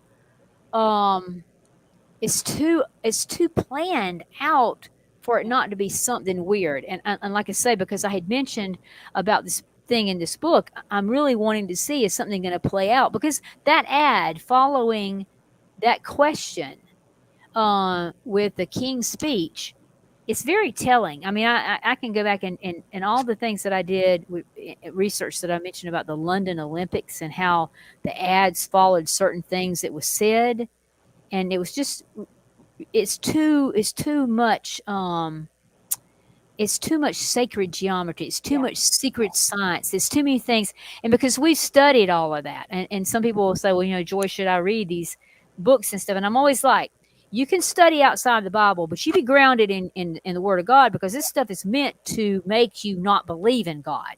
Right. So you got to first be a born again Christian, and you are so staunch in your belief that nothing can change that. Nothing can change me from believing that Jesus Christ, did what he did, said what he did, and that he's alive and well, and that he's coming back. There's nothing that I can ever be seen or shown that I haven't researched down to the very nth degree. And when I do my research, I do it just like I'm an attorney. I am looking for that little piece of information that's going to prove whatever I need to prove to save whatever situation. So I go to the nth degree.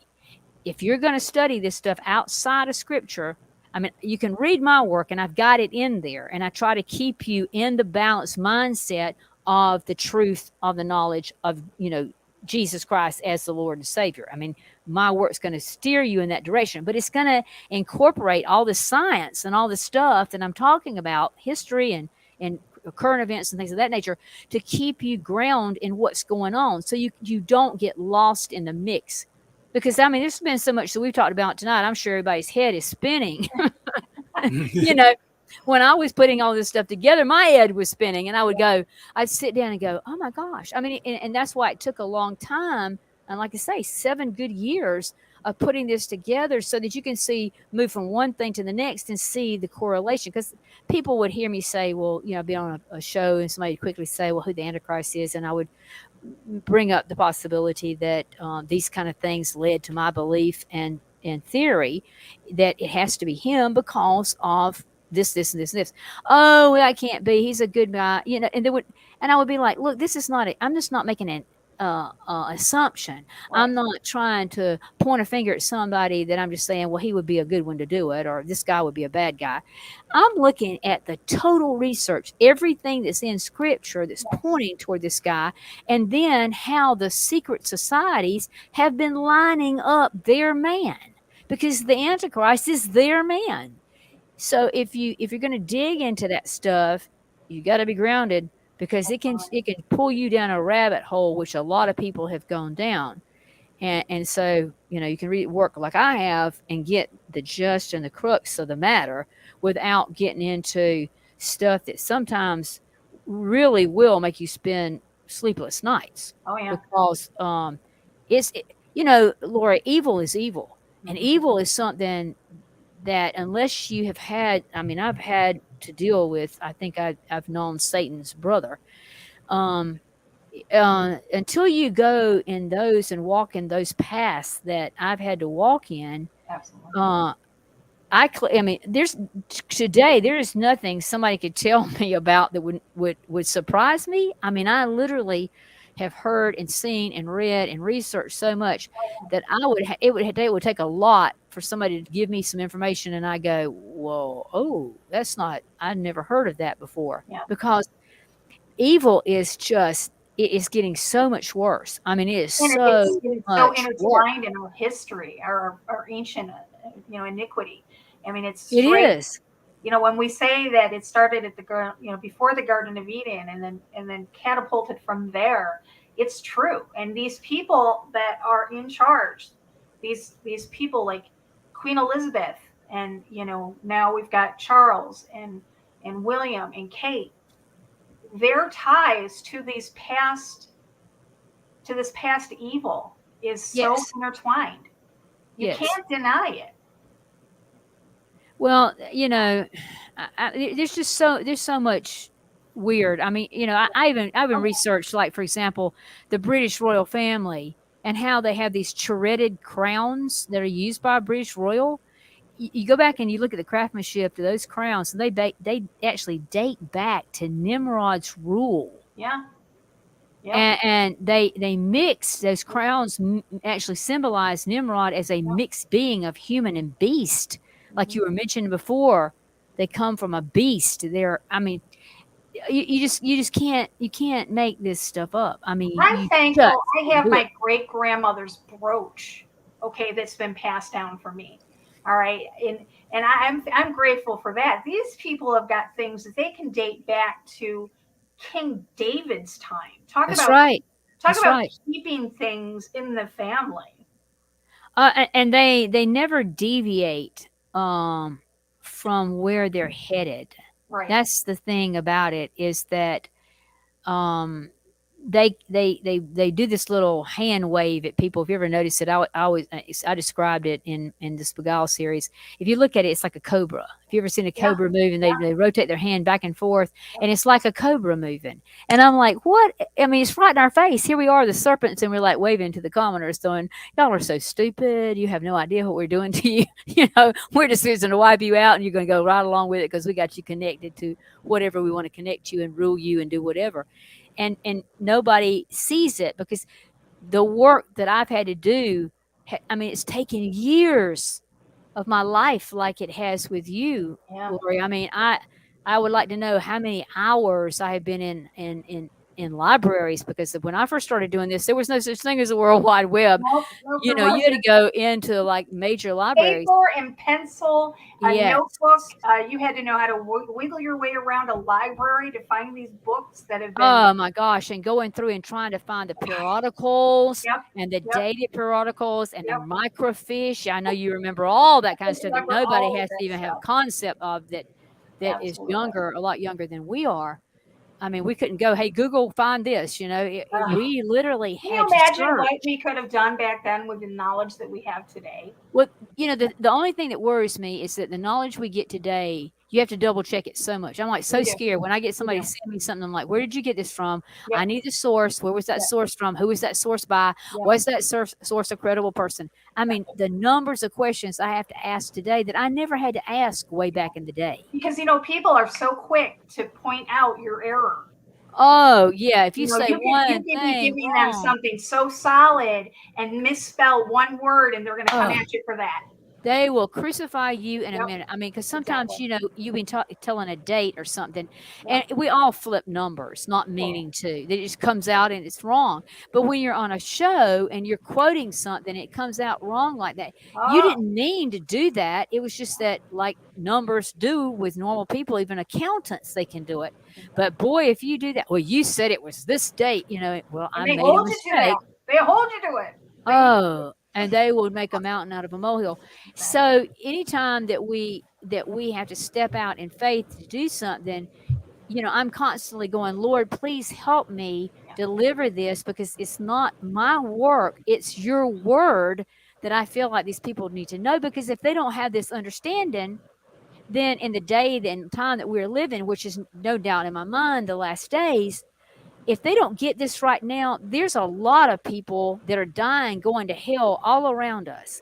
And there's a big crowd riding the fence that I think that the reason we have been delayed in Jesus' coming right now is trying to get those people off the fence and into the pasture of God. And the ones that are not going to go there are going to ride the fence right straight into hell. Yeah. And when you try to step out, I mean, you follow me on Facebook, and you know, many times I try to bring out the hard questions, and I will bring out things that nobody wants to hear about. Like the other day I started on sodomy.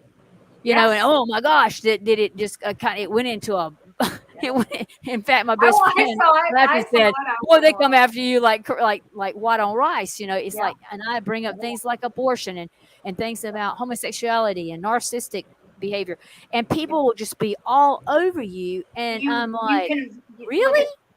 Joy, you convict. What you're doing is you're convicting their demons. And because when they come back at me, finally, there was one was on me the other day, and I'm like, about anal sex, and I'm saying, well, apparently you like anal sex, and if you do, I guess you need to take that up, because you're going to meet God one day, and you're going to have to answer to Him. But you can honestly tell Him this, and He's going to remind you, I told you. Right. It's not going to be like you be standing there going, well, I didn't know. I didn't know. Yes, you did.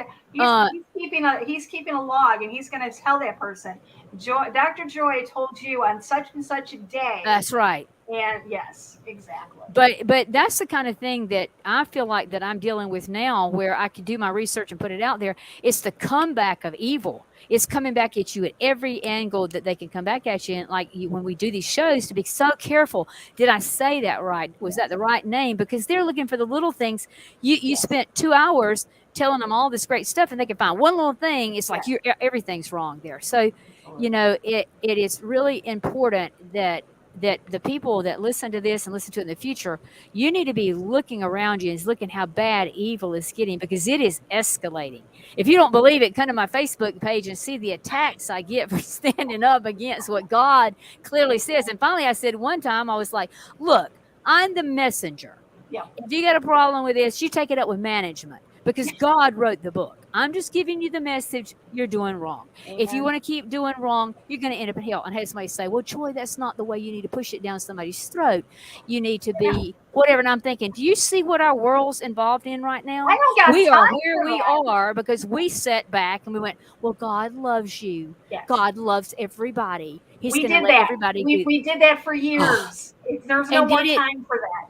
And did it change anything? No, because people are dying every day. They're busting hell wide open because good Christian people did not stand up for the truth and put the finger on it.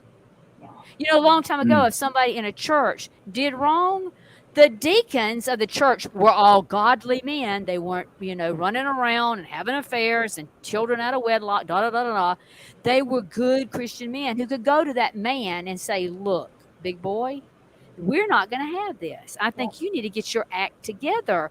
And if he had not gotten it together, I'll tell you, they would have blackballed that man's business and put him out of business because they didn't put up with people being mistreated like that. They stood up for right, correct, and whatever. Our country cannot do that anymore because our politicians, they go to Atlanta or they go to wherever, as far as the big ones, up to Washington. And what they do is they entice them to get involved in pornographic rings and have extramarital affairs, and they take pictures of them. And then they go and say to Mr. So-and-so, who's now senator, and he's so proud to be, we need for you to vote to make sure, you know, abortion becomes legal. Well, no, I'm a Christian. I got to go back, and my constituents want this. Well, then maybe your constituents would like to see this picture you had with Miss So-and-so the other night when you were having this kind of sex with her. And then they go, oh, no, what do I need to do? Like, what do I need to vote on? It has ruined the world because good Christian people who try to live right try to go, well, let's be politically correct and let's not ruffle anybody's feathers. Well, I'll tell you, my ministry is to ruffle your feathers. It's to step on your toes. It's to make you wake up, because if you don't, you're going to bust hell wide open, continuing to play the game that you think you can do sin. And by God's grace, he's going to let me in there, even though I've asked him 50 million times to forgive me every night because I did so-and-so. Right. If you're continuing to sin and you have not changed that sin, you're fooling yourself, because you're not fooling God. He knows your heart. And if you're going to follow him, it means follow him. Change your lifestyle. If you don't, I'm going to, and it says in scripture, you know, well, some people say, well, I did this and I did good works. And he's going to say, depart from me. I never knew you. The worst words. Can you imagine? I can't. I mean, I get chill bumps. It's like, I get I thinking, like, what if you went to sleep one night and we know what we know, and we wake up tomorrow and all the Christians are gone and we know they're gone. You know, like catching away, rapture, and you're left behind. Oh, to me, that is your worst nightmare if you know the truth. And the same thing if you're riding the fence and you're playing God on Sunday and you're showing up at church, and then last night you were at a ball game and you had God doesn't own that fence. Booze, you know, that's right. God doesn't own that fence. But they'll go and they'll party Saturday night, show up at church the next day and think, well, I got rid of my sins at the altar and I started all over again, Monday morning. I went to my confession. I said my Hail Marys. I said my Our Fathers. I'm clean for the week. And they repeat it next The same thing. And it says you do not put new wine in an old jar or new flask. If you do, it just corrupts it again. And God knows the truth. And, you know, they'll jump down my throat and I'm like, well, you can tell me this and tell me that all day long. I'm not the one going to be judging you. But there is a God that's going to judge you. And they get to thinking, oh, well, if I end up in hell, I'm just going to burn up and it'll be over. Well, I'm going to tell you, you don't burn up and it's over. You are going to be in a resurrected body. You be sure to read in the book of Revelation where you're going to be raised up just like the people who got got called away in the resurrected body, Yep. and you're going to stand trial, and you're going to be able to be in hell and not be consumed. The fire will literally burn you, and you will not be consumed, just like the burning bush where Moses was. That bush was burning like crazy, but the bush was not consumed. You're going to do that for all eternity. Yeah. And people aren't thinking about, they're thinking about the here and now. I want to party. I'm going to booze. I'm going to have pornography. I'm going to have women. I'm going to have men, you know, and I'm going to be a boy today and a girl tomorrow. I mean, if you think that you can fool God by saying that, you are fooling yourself right into the gates of hell. And Satan's laughing all the way because he's going to torture you forever. And you're going to sit there thinking, you know, all I would have had to have done was just giving up the booze or giving up the pornography or giving up the, you know, running around with the men and the women or whatever. You can just think about that for your rest of your ever and ever and ever. The biggest thing that stands between us and salvation is pride. Exactly. Exactly. And to me, if you're listening anytime to this tonight or in the future, your greatest asset is your soul. You are going to live forever. If you don't believe it, my work shows it. You read my work. It's going to prove to you you do not die. Whether you go to hell or heaven, there's nobody laying out there in those graves, in those graveyards. So if you go out to work, you know, think your family's laying out there, oh no. The moment your heart quits beating and the breath leaves you, you're going either into heaven or into hell. You're not laying out there in that grave. That's just your bones that's going to be brought back to life when you're resurrected to them. But you don't die. You do not. It's not lights out. It's one place or the other, and it's permanent.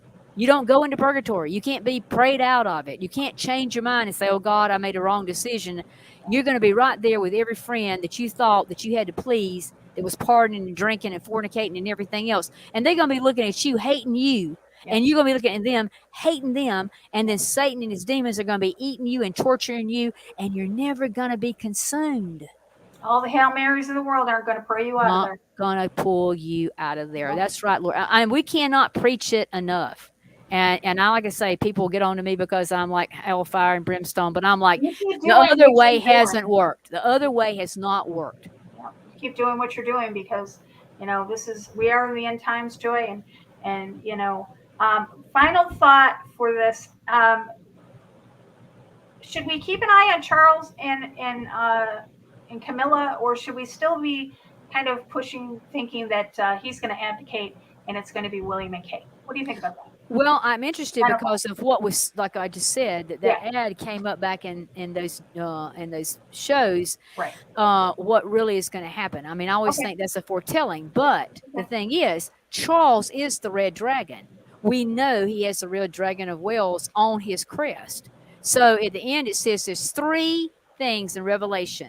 There's the dragon, the beast, and the false prophet. And out of all three of them comes something that looks like frogs, which is the spirits of those things. So the three people are in place. They are. The three people are in place. And now that Queen Elizabeth is out of the way, I think we're going to start seeing it all kind of really go into places because they're going to take our money. They're going to force us into artificial intelligence. If we want to get that, we got to have the mark of the beast to survive. Everything is headed toward ecological saving of this planet. Well, the planet is dying. The planet is dying. Exactly. Joy, I want to thank you for joining us again tonight. Oh, listen, I enjoy being on your show. I love your bumper music. To me, it's better than Coast to Coast. I hate to say, but George Norrie, you have a good one, but I think Lori has beat you on her bumper coming in and going out. And I just love, Ernie. It's been great to get to know you two, and I just pray that we get the chance to be back together to try to bring more truth of what's going on around us. So I hope to be back on your show soon. As soon as I get back from vacation, there's a few things I need to do. I will get a hold of you and we will plan for another time for you to come on. That sounds great. I love you all. Appreciate all the work that you do. And I thank you for allowing me to talk about my research. And of course, I'm sure you put down where you can get a hold of me, like www.drjoye.com. And please Facebook friend me. It's Joye PUGH, JOYE PUGH. And if you got questions, if you have knowledge about anything, please send me what you have. I love research and I love hearing about things that did not know about. So everything like that. I love my Facebook friends. I have a lot of them, and I love every one of them. Yes, you've having Joy as my Facebook friend for years has been just a blessing, and I want to thank you. The same for me to you as well. I'm also going to put in the description all of the links that we've had, and I'm also going to put the group. James has been in the group. He's the lead admin in this group. It's called the Original Prince William Watchman Group. We are in there. Joy is also an admin in there. I'm an admin in there, and I'm going to put the link for you guys to join us. We put a lot of information down there for you. And I will put all the links that you can get a hold of Joy and all the links that I pulled up for tonight's episode. So thank you, Joy. Thank you so much. I love you all. Love you. I want to thank everybody in our chat room. I want to thank all of our moderators as usual. And we will be back on, well, Tuesday night will be the last one, I believe, before I go on vacation. Right, Ernie? I believe so. And then I'll be taking over.